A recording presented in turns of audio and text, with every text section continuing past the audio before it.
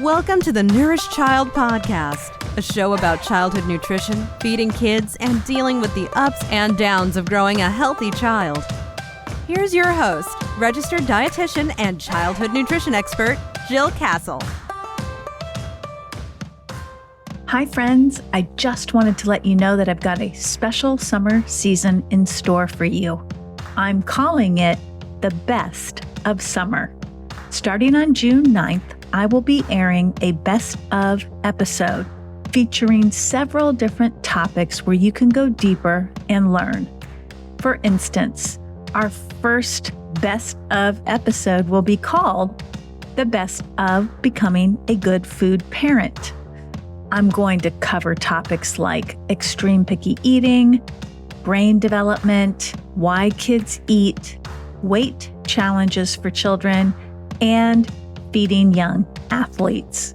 Whether you want to brush up on these topics or you're hearing them for the first time, these are designed to help you nourish and nurture your child inside and out. I'll be back on September 1st with a new season of fresh episodes featuring guest experts and interesting topics. Until then, make sure you're having an amazing summer, and I'll see you in September. Hello, friends, and welcome back to the Nourish Child Podcast. I'm Jill Castle, your host, and today I've invited a leading pediatrician and obesity medicine specialist on the show to talk about the disease of obesity in children. We'll be touching on several topics from the language we use to describe this disease and the stigma it may cause to the heritability of being in a bigger body. My guest today is Dr. Fatima Stanford. She's an associate professor of medicine and pediatrics at Massachusetts General Hospital, Harvard Medical School. And she has so much education and so many awards. She's very impressive. I'm just going to give you the highlights. She's received her BS and MPH from Emory University, her doctorate, her medical doctorate from the Medical College of Georgia School of Medicine, her MPA or Masters of Public Administration from the Harvard Kennedy School of Government, and her executive MBA from Quantic School of Business and Technology. She has a wealth of experiences as a physician, communicator, and media resource. She's received numerous awards and accolades as a practitioner and a physician who demonstrates active and productive improvement to the profession of medicine through community service, advocacy, leadership, teaching, and philanthropy. Welcome, Dr. Stanford. I'm delighted to have you. This is fun. We're going to have a good time. I'm excited. I know we have some challenging questions, but I'm hoping that for the listeners that you are leaving with some new knowledge after this podcast today. So yeah, I'm excited. Yeah. And, you know, you know this well, but I'm just going to give a little history to the listeners. Over 14 million children classify from medical standards as overweight or obese. And there's a lot of talk in our world these days about treatment and help for children, but also this growing awareness and concern around stigma and emotional well-being of children as they grow up in bigger bodies. So I want to sort of frame this conversation around both aspects, the physical health and the emotional well-being. And I first wanted to start with heritability. It's a word, sometimes I trip over those words, but I think it's something that's really important for parents to understand. And I'm hoping you can explain that to them. Right. So, first of all, one of the key things I want to do is frame, this disease. So obesity is a disease. Obese is a label. I don't use the word obese because I find it to be stigmatizing and things of that sort. So when we talk about this disease that is obesity, the key thing we're talking about is the storage of excess adipose. And you're like, Dr. Stanford, what does that mean? It's a fancy word for fat, the organ fat, not a label of fat. And I think that's really important for us to kind of frame it from that outset, because then we can begin to understand this idea or this question that you asked me, which was about heritability of this disease. So obesity as a chronic disease is one of the most highly heritable, which means that it's transmitted from generation to generation. And there have been extensive studies done, published in really reputable journals like the New England Journal of Medicine, for example, to look at the heritability of this disease. And what we found is that if you have parents that have the disease of obesity, there is a 50 to 85% likelihood that the child will have obesity even with optimal behaviors. And so by optimal behaviors, I mean the things that we think of: eating healthy, right? Lean proteins, whole grains, fruits, vegetables; active, right? A lot of the physical activity attributes and things that we talk about with children are like 60 minutes a day. So let's say you do that. Reduction of stress, optimal sleep. These are things that are the behaviors. And so what ends up happening is we don't recognize the heritability. For example, let's say we have parents that are tall. We anticipate that probably their children would be tall. It's probably unlikely that if you have a father that's, let's say, 6'5" and a mother who's 6 feet tall, that you would have a child that gets to be 4'11". I mean, it could happen, but probably not, right? Similarly, if you had short parents, which is a heritable trait, the likelihood that you have a child that ends up being 6'7", if the mom is, 5 feet barely and the dad is 5'3", it's probably not. It could happen, but probably not. Right. We think of that and we recognize that when we see, families walking, down the street past us, or, in different venues in the park or whatever. When we see families that have obesity, we immediately go into judgment mode. And our judgment is as follows: oh, I wonder what they're feeding those kids. They must be feeding them incorrectly. Oh, look, they all look like that. And what I mean by that is this idea of that excess adipose, or that fat that's been stored. And so one of the things I always try to do is, since I do see children and adults, so I'm an internist, pediatrician, and obesity medicine physician, and take care of families, some 3 generations, some even 4 generations, believe it or not, Jill. I think about how can I tackle the disease across the generations, recognizing that the people that are already here, meaning that have been born and are living, have already gotten that transmissibility. Yeah. We can modify prior to conception that transmissibility if we modify particularly the weight status of mom and dad pre-conception. But 50% of all pregnancies in the United States are unplanned. So that means that those people didn't get a chance to modify because that wasn't even in the realm of thinking. They didn't know, hey, here I have a child on the way, if that makes sense. Yeah. It was like a long answer, but hopefully that gives some perspective to people that are listening. Yeah. And I imagine that many parents will be surprised to hear that there is a genetic backbone that is undeniable, and it is what it is, right? It is what it is. That is the way I would say it to my patients. But then what I want to do, because let's say you are a parent that has obesity and you're recognizing that your child is struggling, is don't put the blame on yourself. We can't change. The child's here, the children are here, whoever, they're already here. What we can do is now take action. We can say, okay, I've noticed I've struggled with my weight. Ooh, my mom and dad or one of those people struggled, or ooh, my grandparent struggled, and now my child or children struggle. It's a disease. We have evidence-based therapies that are safe and effective and available for use here in the US. So why not take advantage of that and kind of remove that sense of like, if only I had done better? Because a lot of people, particularly people that have obesity, have been taught to really think negatively about themselves, to self-loathe. And I don't want that to be the narrative. The narrative is that we have treatments available. Why not utilize them like we would with any other chronic disease? How much influence do you think the environment has? Because if heritability is between, I think you said 50 and 80%, that sort of implies that 50 to 30% works in the favor of families. So is that true? Right. Well, no. So I think that it's much more complex than that, because there are more factors that play a role in obesity, right? So we have genetics, development, behavior, environment, all of the components of that. Things like medications that we as doctors prescribe to patients can cause major weight shifts. Medications for certain conditions, I mean, I can see cost 60, 80, 100 pounds of weight gain. That's technically the environment, but it's not how we think of the environment when we're thinking about what's influencing weight. Sure. We're thinking environment is, what is the built environment? Are people being active? Ooh, Or do you have a lot of fast food places in your area? Are you mostly eating out of vending machines? These types of things. And the food and beverage behavior and environment is one piece of the puzzle. But we typically, I think, extrapolate that is the entire picture of obesity. But we have all of these other factors. There's maternal and developmental factors, these factors of psychological changes that can lead to weight shifts, stress, trauma, and how that leads to weight shifts. And so I think that we conflate this idea of the food environment and the obesity environment when the obesity picture is much, much larger than the food picture. Yeah. And that's really sort of this whole idea of diet culture.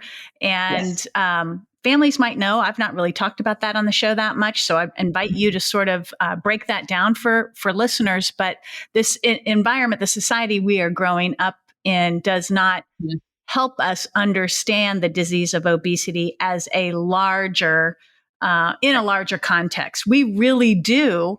The average person really does see it as eating too much and not exercising.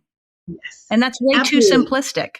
It's way too simplistic. So if you guys go Google me and look at any lecture that I give ever, I will talk about the idea of this idea that we believe it's all about calories in and calories out. If we just eat less and exercise more, then we should all be the exact body size, weight that we want to be.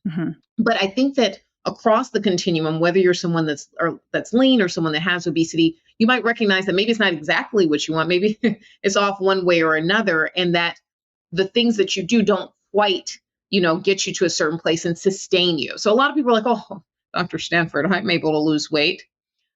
Yes, most people are able to lose weight, but that's not really treating obesity. I want sustained weight loss over time. We're talking 5, 10, 20, 30, 40 years. Not just like, I was able to lose weight acutely with some fad diet, something of this sort, that, severe caloric restriction or whatever it might be. Because what ends up happening is that I want you guys to know this, and I haven't said this as of yet, is that the brain is the most important organ in terms of regulating body weight. So the brain, and there's a part of the brain called the hypothalamus. The hypothalamus is getting signals from different parts of your body. It's getting signals from your fat tissue, that adipose we talked about earlier, your small intestine, your large intestine, your pancreas, and your stomach. And it's sending signals back to your brain to tell you not only how much to eat, but also how much to store. Now, notice willpower was not in that sentence. I just added it so that I could tell you it wasn't there. But it's really a lot about how your brain signals. And yes, the environment we're in can influence the signaling, just like our genetics can influence the signaling, just like the medications we are on can influence the signaling. And I think you're getting the picture that there are a variety of factors that influence the signaling. Even within families, you may see varied differences. So let's say you're thinking about your children. Let's say you have 3 children. You're noticing one has really struggled with obesity. These 2 haven't. You might find that you are maybe a bit more forceful or strong with the person that has obesity, assuming that they need to be doing certain behaviors better because, look, everyone else is leaner. But there's something about that individual and how their body's interacting with their genetic piece, with all of these other factors that may influence them differently. So that's where you work with someone like myself to kind of figure out what those things are. Try to modify them and or use tools that allow us to modify them. So that was kind of a long answer, but I think it shows you. So going back to your question about diet culture, in our society, and this really kind of started with the Twiggy phenomenon back in the 70s, et cetera, leaner body types have been really valued. However, if we look historically, prior to the 1900s, larger body types were more celebrated because it was a sign of wealth. And in certain countries still today, particularly lower income countries, individuals that have larger body types are more celebrated. They must have food. They must have access. That's why they're able to carry this excess. And it's seen as a sign of beauty. In the US, what's beautiful is thin, lean. And if you aren't that, then the judgments start.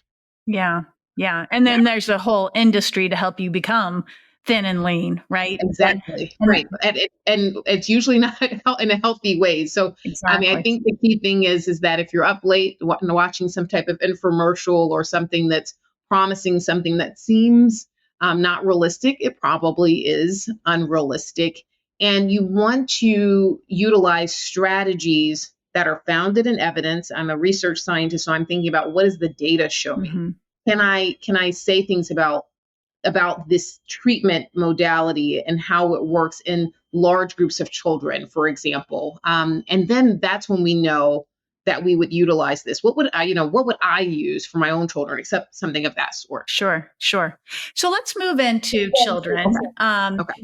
I'm curious about, again, layered into this whole, stigma is the idea of weighing children and using weights and growth charts and BMI report cards and BMI charts. Right. There's a lot of pushback right now on use of the BMI. And I, as a professional, understand the role of it and the usefulness, particularly in the research setting. But Right. I'm wondering, what your perspective is on the role they play and whether or not they are necessary. Yeah, and this is a really good question. I'm going to give you kind of a slightly convoluted response, but I think that you'll understand why I give the response I do. So I think BMI in general, both in kids and adults, et cetera, is a tool that's used population-wide to give us a sense of what the population's doing. And children, for those of you who are listening, we use growth charts, much like Jill mentioned, as opposed to actual cutoff numbers. The problem with both modalities, for adults, for example, the BMI tables are not from science. They're taken from actuarial table data from the 1930s, Metropolitan Life Insurance Company, et cetera, et cetera. They decided that what was your risk for dying based upon weight status, and that's how they determined the cutoffs. Okay. Mm-hmm. Now, what's important about that in the adult realm is that if you think about the 1930s and the historical context of what was going on, individuals like myself as a Black woman weren't included in this analysis because we weren't being insured. Our lives weren't being insured. And so you could say, okay, well, does that data apply to me? And so that's one pushback on the adult side, for example. Let's move over to the pediatric side where we start to really see these growth charts really come into play at the early 1980s. Mm-hmm. So the BMI charts or the growth charts that you see your child plotted out when you go to the pediatrician are ones that are derived from the body types of 1980, extrapolated it over to 2022. You might say, well, are we the same as 1980? Haven't there been some changes? Has the norm shifted? And so there's this issue. Now, I will say clinically, these tools have some utility, although I think they need to be added with additional tools, and I'll explain that in a second. So we can determine, and I'll just give you how we look at it on the growth chart. If your child is between the 85th and 95th percentile, they're a child that has overweight. And then anything between the 95th and above is considered obesity. Now we have mild, moderate, and severe. So between, the 95th and the 120th, for example, would be a mild obesity. 120th and 140th would be moderate, and anything above the 140th, we would get into severe. So let's say a child comes in, and I'll just go with what I saw yesterday in clinic. So I had a child that came in initially. This is a 4-year-old who had her percentile was at the 185th percentile. Now that's a child that has severe obesity. Now each visit, because we've been using certain treatments, she's gone down. So she went from 185th down into like the 160 something. She was now down at I think she was at 131 the last time I saw her, which was yesterday. So we are able to track that. Now, if I didn't weigh her, I wouldn't have that information by which to track and see if she's coming towards the curve. Mm-hmm. But the key thing that I would say is one of the major issues with BMI is that people, whether it's the growth charts or this on the adult side where we give us a set number, is that we hyper focus on this number, expecting us all to be homogenous and that we all should get to the same weight. Mm-hmm. So I can tell you that with my patients, whether they're kids or adults, I never give them a target BMI, which bothers them to no end because they want a target. And I'll tell you why I don't give that target. First of all, I have no idea what your body habitus is, what other factors may be playing a role, even with treatment modalities, and why you carry more weight in one area or another. Second, let's just say you're an adult and your target, and I'm putting that in air quotes, is 100 pounds less than you are on the day one you see me. And so you set your sights on 100 pounds down. Let's say you lose 85 of those pounds, which I would say is pretty commendable. I mean, you will always feel like a failure. You did really well. but your number that you set was 100%. And so you were 15, you just couldn't get those additional 15 pounds off. And that stress then causes more storage of what? Fat. So then what ends up happening is you start to rebound and you come back to where you started, even with, great treatments that we have available. So I said I was going to give you a convoluted answer. I think you understand what I'm saying. So I think there's some utility research, like you said, great as a researcher. I think that it's helpful, but I do think that we need to find something better, both on kids and adults, that gives us a more comprehensive look at what your risk is. Mm-hmm. Maybe your heart risk or your endocrine risk, which is like things like diabetes, metabolic risk. And it would be nice if we were able to give, input certain things like weight and waist circumference and other factors into this risk and give you an output, Jill, and say, oh, well, based upon your weight plus this, your risk for, any major event is X. And so then we would treat based upon that risk, right, as opposed to just a number on the scale. Yeah. And also, I guess what I'm thinking too is it's not even just, physical health and risk for disease. It's also quality of life and functionality.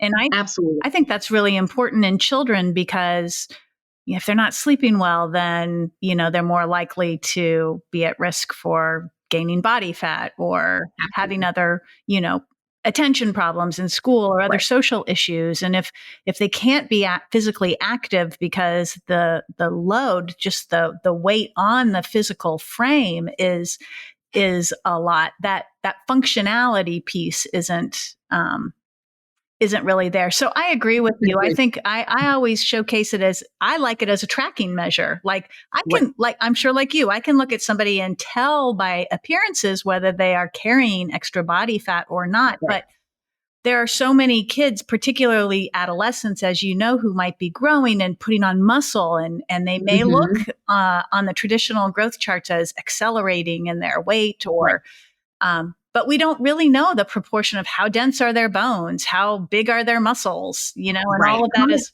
How much adipose is it in a bad area? And so for the parents or listening or the pediatricians, we distinguish between visceral adipose tissue, and viscera just means fancy word for organs. So that fat around the organs, and then subcutaneous. So subcutaneous is just right beneath the skin surface. And when we carry that weight, like right beneath the skin surface, not as bad for us. But you can imagine if it's around our important organs, like our liver, lungs and things of that sort, that's really bad for our health. But when we do BMI, since it's an indirect measure of adiposity or indirect measure of fat, we're not capturing that. Much like you said, Jill, like, are we talking about muscle? Are we talking about fat? What are we talking about here? And are we assessing that well enough with BMI? And I would say, no, we aren't. Hey everyone, here's a word from our sponsor. This spring, turn mealtime into an exciting science project with the Yummy Box from KiwiCo. With a new line called Yummy Crate, KiwiCo invites the entire family to get hands-on with kid-tested and kid-tasted recipes while building kitchen confidence and learning about science along the way. I got to try the Tasty and Toasty project from Yummy Crate, and I explored 3 different recipes that showcased the chemistry behind how foods brown during cooking. Each crate from KiwiCo explores STEAM, which stands for science, technology, engineering, art, and math, which are topics that their projects explore and inspire, celebrate, and build kids' natural creativity and confidence in the kitchen, which is so awesome. Before each crate arrives on your doorstep, you'll actually get a shopping list, which includes alternative ingredient suggestions for different diets like vegan, dairy-free, and nut-free, whenever possible. And with no commitment, you can pause or cancel at any time. So let's step into spring and celebrate the season of discovery with Yummy Crate from KiwiCo. You can get 30% off your first month plus free shipping with code NOURISHED at kiwico.com. That's 30% off your first month at kiwico.com, promo code NOURISHED. Let's talk about the words we use and the language we use around the disease of obesity. Right. We have, we have a movement in our country right now that is embracing different words, like in the adult population, embracing the word Yes. fat. Right. I know a lot of parents do not feel comfortable with embracing that word for their children. I think you and I had a conversation about this Yes. a Yes. couple of weeks ago anyways. And so I'm curious as to your perspective on that, and where do you land with your patients, and Mhm. how can parents handle the language aspect? Yeah, no, I have very strong feelings, and I've published a lot about this. So I'm going to be very concrete here, whereas I was a little bit more convoluted in the BMI arena. Yeah. I think we have to think about what we perceive in terms of these words if we were a child. I'm going to reveal a story that does reflect the biases and that I've dealt with in my life. And I tell this story. I think, Joe, you've heard me tell this story. I was a young child growing up in Atlanta, Georgia, which is my home. Although I sound like a news reporter. I know. This is what they've been telling me my whole life. But was born and raised in Atlanta. And I was someone that took dance my whole life. I started taking dance when I was 3. So I'm trained in ballet, jazz, West African, hip hop, and point. But taking you back to my early days of my dance training, I think that's important. Well, I'll put a pin in that. But I was at a obesity conference, and a colleague of mine who happens to be a physician, who I've known and took dance with me, and in my earlier years, was trying to really kind of pull me aside to speak with me, which I was like, okay, well, I don't understand why can't we just speak in the open when everybody else is talking to me? And she was very diligent. And after about 30 minutes of really trying, because I'm a talker and talked to a lot of people, she finally got me alone. And she makes the following statement to me. She was like, well, Fatima, I'm not sure if you know this, but I've always been very standoffish towards you. So my ears perked up, because I was like, I just thought that was who she was. I've known her for over 40 years now. You would just assume that that's how a person is if you've known them for that long. You didn't just meet them. Right. So I just assumed that was, her personality type. But then she goes to tell me, well, there's a reason why I've been that way towards you. She said, when we were in dance class around the age of 5, you came up to me, you told me I was fat. And now you're this big advocate, this international advocate on weight bias and stigma. And so if you're capable of change, anyone is capable of change. So when we think about the word fat, I just use that word that unfortunately I use. I don't remember saying this, but I'm sure that she remembers it. And that is how I remember her as a child. Mm-hmm. That was not something that made her feel warm and fuzzy. For over 35 years, she held this information internally. It bothered her so much. She was finally 35 years later, 35, 37, somewhere in there, telling me what this felt. Yeah. So when we embrace the use of this word, we think about what would our kids feel if they were called that on the playground, or called that on social media, or called that in some way. Is that something that would make them feel warm and fuzzy inside, or not so much? Okay. And so this idea, or this embracing of this word fat, is problematic. Now, in terms of other terms that I absolutely disagree with, obese, I think, is a label. Obesity is a disease. I don't believe in calling an obese person. I say a person with obesity, like a person with depression, a person with diabetes, a person with heart disease, et cetera. We can keep going. I also don't believe in the term morbid to explain obesity. We don't call it morbid COVID-19. We've lost almost 1 billion people in this country alone. We don't call it morbid cancer. We don't call it morbid heart disease, and the list goes on.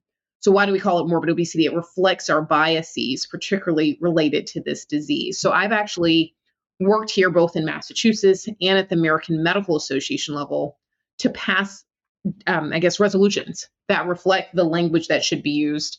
The big resolution that passed at the American Medical Association level was in 2017, where we have eliminated the use of the words fat, obese, morbidly obese, in terms of describing individuals, and talk about a patient with obesity, patient with an unhealthy weight, et cetera, being the preferred terminology. And so those are my thoughts on that. Yeah. And where do you think the medical world is now in terms of embracing, that legislature that's been Yeah. passed? What do I think?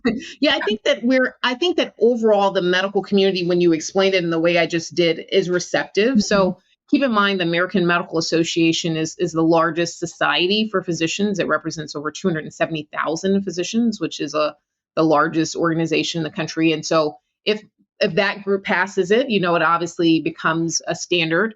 Now, just because who sits on the floor of the House, much like in Congress, House or Senate, is not reflective of like every single person in the actual population Sure. of medicine. While representatives are there, doesn't mean you have everyone embracing. And so people don't even recognize this is a problem until, let's say, I give a lecture and I start my lecture off with saying the language that we use matters. Right. What we do know, Jill, is that weight bias is the second most common form of bias in the US, followed just by race bias, which is the most common form of bias. Mm. And so if we know that to be true, we have to take steps in addition to like looking at our language. Either our language is one of the steps we can take to help reduce the bias that this population faces. Yeah. Yeah. I think it's so important. And I think a lot of parents are lost with, how do I talk to my child about this? How do I talk to my pediatrician about this? And oftentimes there's so much shame and guilt from parents. They don't want to bring it up to their pediatricians, even though they are worried. They wait for the pediatrician. Well, if the pediatrician doesn't say anything to me, there must not be a problem. Yeah. Right. And I think that doctors are just, unfortunately, I'm going to say, I know that doctors aren't well trained in this. And so you're like, well, Dr. Stanford, how do you know you're trained? Well, after doing my all of the degrees she talked about, I did 3 years of fellowship in just obesity medicine because I thought it was important if I was going to care for patients with obesity to be informed and educated as I was with other diseases. Yeah. And so right now in the country, there are just shy of 100 of us that are fellowship trained in obesity medicine. If we're talking over 100 million adults with obesity, you mentioned over 14 million children, you could say that we're probably grossly underpowered to really serve the population. We're talking about less than 0.05%. With the most prevalent chronic disease of our time. And so the problem is that we're not educating our doctors well. We're not educating our nurses, our PAs, our dietitians, et cetera, about this disease well enough. And so everybody's in line waiting to see a specialist like me when if all of those people were educated in the way that they should be, like they are about other diseases like diabetes, for example, then we would have better treatment overall, right? Yeah. Because they'd be better recognition and I think less bias towards the patient population. Sure. Absolutely. Yeah. When you mentioned stress, and I want to explore that a little bit because I think that's become more part of our regular conversation when we're talking about our kids, particularly during this pandemic. The stress for everybody has been higher. But can you explain to parents how stress relates to overall weight status and growth and development? Yeah, absolutely. I think this is an important part. I'm so glad you brought this up because I think that people just think stress is something that you just feel internally, but doesn't really do anything to you. But what we do know, and I'm glad you brought up COVID-19, and we'll just use COVID-19 because I think all of us know what that is. Yeah. During the COVID-19 era, which I would say that we're still in a different form of this era, we've all experienced stress. It doesn't matter what your racial background is, what your socioeconomic status is, what country is your country of origin. We have all experienced stress because it's been a major shift from how we saw our lives in 2019 and before, right? With that stress, typically, if we want to look at us from an evolutionary perspective, stress meant a famine was coming. So when you felt stress, it was stress about, like, gosh, I don't know how we're going to get food. Now we experience stress because, like, oh gosh, did someone just get COVID? Or gosh, I have to be, I don't know how I'm going to pay this bill or whatever it is. It may be stress at work, stress at home. And when we experience that, the body goes into storage mode. Okay. So you experience stress. If it's a chronic stressor, which COVID, I think we can agree is a chronic stressor, didn't just happen and come overnight and then go away. We start storing more adipose, which is fat, because the body's trying to pad itself because it must be a famine, right? That's what stress equals in our evolutionary perspective. So the more chronic exposure you have to stress, the worse off we are as it relates to the storage of excess weight. And that's both in children and in adults. And so the more chronic stress you have, it's just going to lead to worsened status. I think when we talk about this idea of the social determinants of health, we think about just the built environment often. We think about access to resources, but imagine the stressors that you have associated with those issues if you're in a resource limited setting. And I think that this is important to know. Yeah. Yeah. And that sort of leads me to the next question around, what are we doing now for children who are heading down the path? There's a prevention sort of, right. Nobody has a problem, but we all want everybody to know everything they need to do to prevent problems, right? And then we have the kids that are starting to show signs that they're heading down the wrong path. And then we have the kids that really could benefit from treatment, right?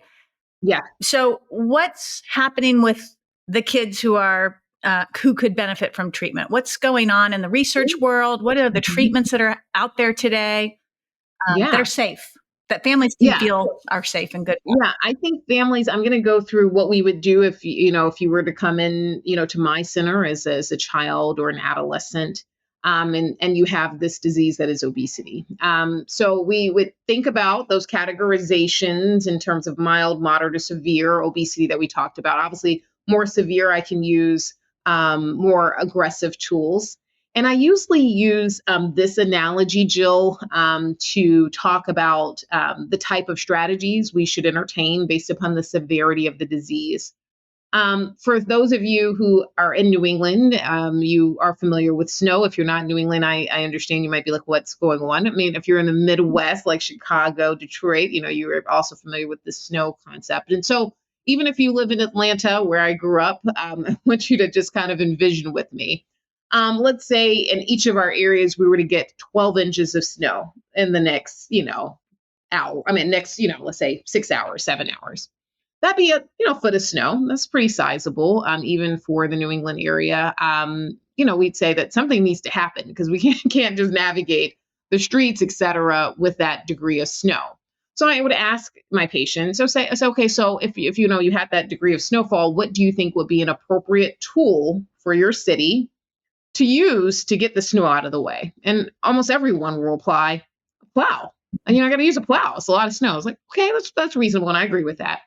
Now I'll say, what would be a problem with using like a teaspoon to remove the snow? And they're like, that's ridiculous. You'd never get rid of the snow. I mean, maybe by the time summer came, you would melt or something, but you wouldn't really get, say, well, that's reasonable. Okay. So a teaspoon is ridiculous.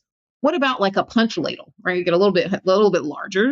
They're like, okay, come on, going to get a punch ladle and get the snow. Okay. So then we get to shovel, which is probably the next thing, but we need to have like a whole army of people out shoveling, right? To kind of move the snow out of the way. So that analogy is me talking about the right tool for the size of the problem. 12 inches of snow, we need snowplow. 1/4 inch, maybe we can get a teaspoon. I don't know. But I think you get a sense of what I'm saying. And so what that means is that the treatment modalities that we think about across the continuum, severe obesity, we would consider something like metabolic and bariatric surgery for children. Studies have shown that metabolic and bariatric surgery is safe in kids. I've even done head-to-head comparisons of looking at adults going to surgery versus kids or children and adolescents. And the kids always win in terms of just how they do and their resolution of obesity-related disease. And I think a lot of that has to do with the fact that, let's say they do have diabetes at the time they go to surgery. Maybe they've only had it 2 or 3 years because they're a kid. They just haven't lived long enough to have it much longer. Maybe I'm sending a 65-year-old, but they've had diabetes for 30 years.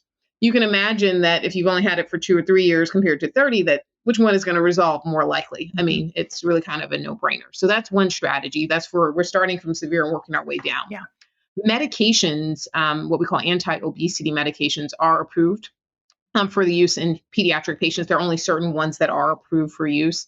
And these can be great tools to treat obesity. I always tell my patients to not think of it as like a crutch. It's about me fixing how your brain sees weight. So these medications act on different portions of the brain to change how your brain sees weight while you're taking the medicine. Notice that while you're taking the medicine, because the next question people ask me, well, how long do they have to stay on it?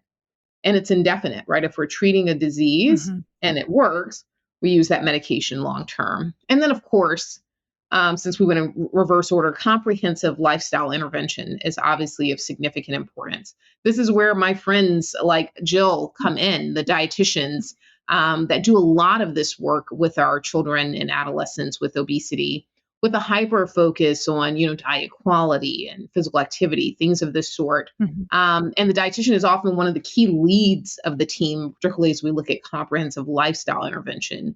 Dietitians are also very, very helpful along the continuum of looking at medication and surgical interventions.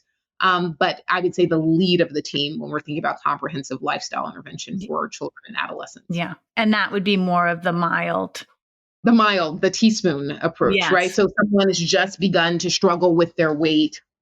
This would be a good strategy, thinking about what can we change within the environment, what are these things? But if someone comes in, and this is where I recognized when I still needed more education. When I was doing my internal medicine and pediatric residencies in South Carolina, I would see a lot of children that came in with very severe obesity. And I was giving them recommendations like, maybe if you just drink skim milk instead of whole milk, or, maybe if you just get a little bit more exercise in. When you have that severity of disease, those changes are going to be the teaspoon to this 12 inches of snow. And so, but that's all I knew to do because I wasn't educated any further about other treatment modalities that might be much more efficacious for these individuals. Yeah.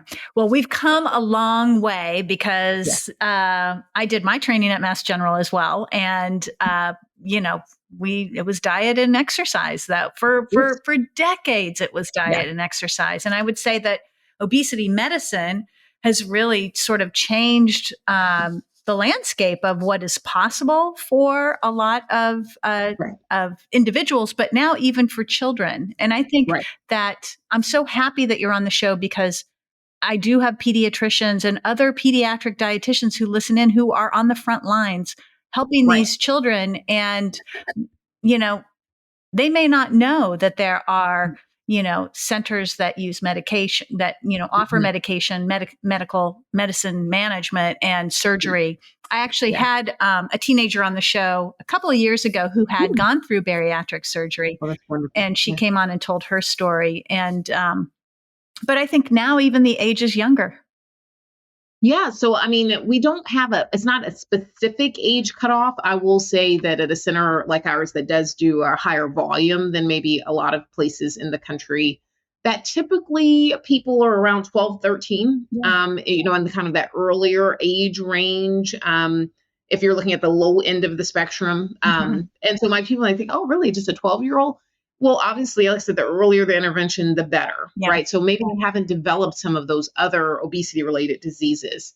Why not give them the chance? And I think the key thing that you talked about, that quality of life piece, what we do know is that within 5 years of bariatric surgery, there's an 89% improvement in quality of life for individuals, and some of them say 95%. So we're 89 to 95%. That's huge. Yeah.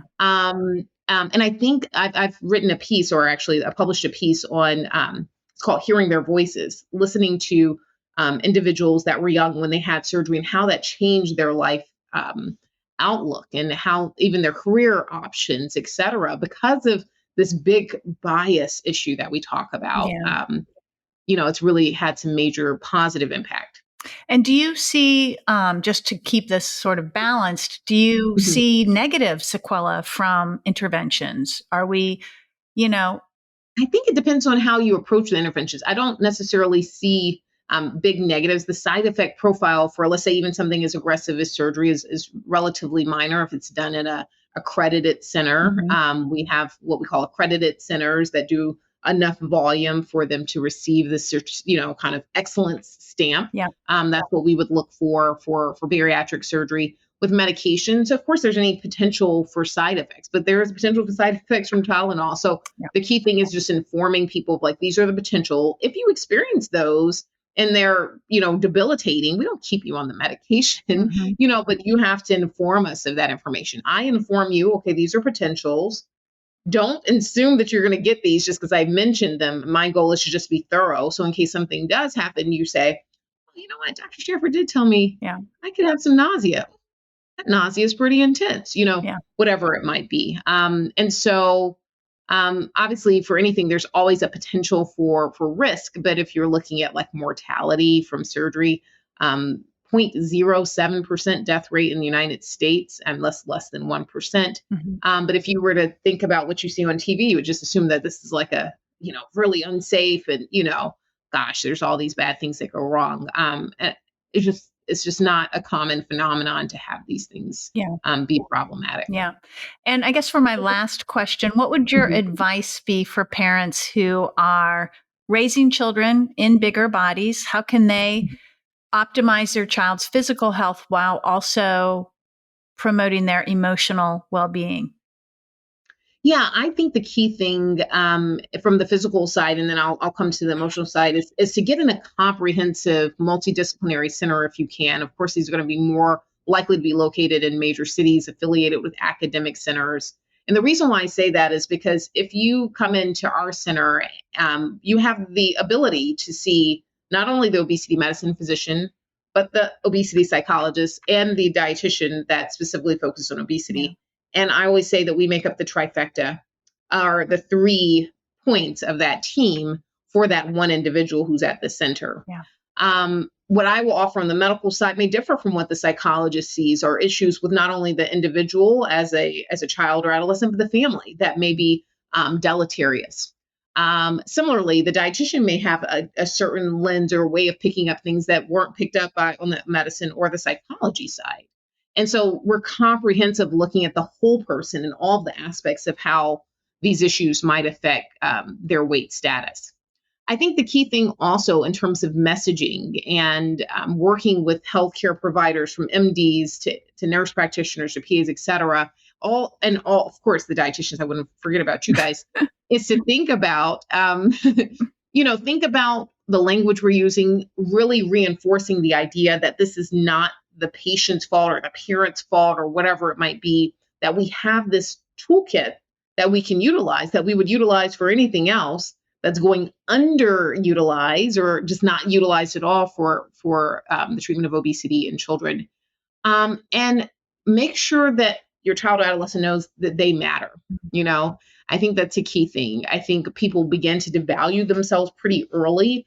And a lot of that's reinforced not by their peers and by their family, but also perpetuated largely by the healthcare community. Yeah. Yeah. Well said. That's awesome. Well, thank you so much for coming on the show and sharing your expertise. If parents want to learn more or other professionals want to learn more and find you, how can they get in touch? Absolutely. I think the key thing is I am on social media. So on LinkedIn, Twitter, and Instagram, my handle is at ask Dr.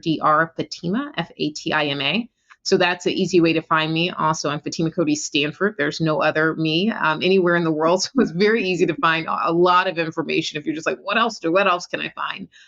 You can just do a simple Google search. But if on social media, LinkedIn, Twitter, Instagram at Ask Dr. Fatima. Please follow. We'd love to have you follow. I do try to post things regularly. And I think that you'll find that, these things are helpful as you begin to think about different strategies and then just kind of hear the similar messaging with whatever, I'm engaged and involved in, whether it's a podcast or whether it's an MSNBC interview or NPR or Time Magazine or New York Times, whatever it might be.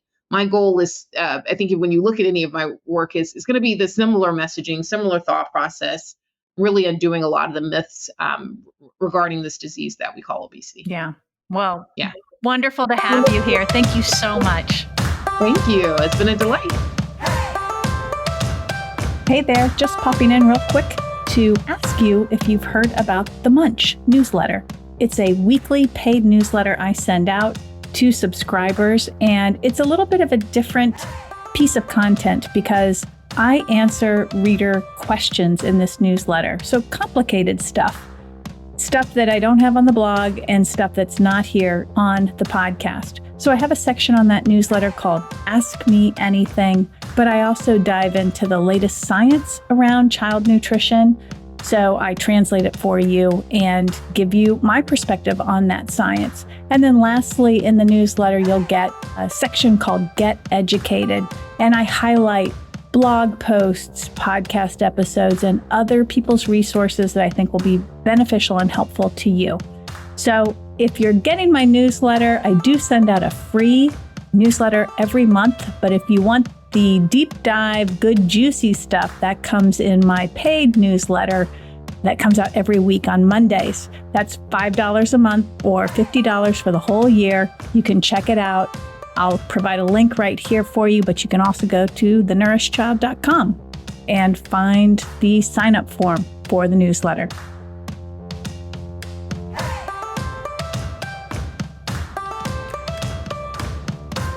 Thanks for listening to the Nourished Child Podcast, where the #1 goal is to help you grow a nourished child inside and out.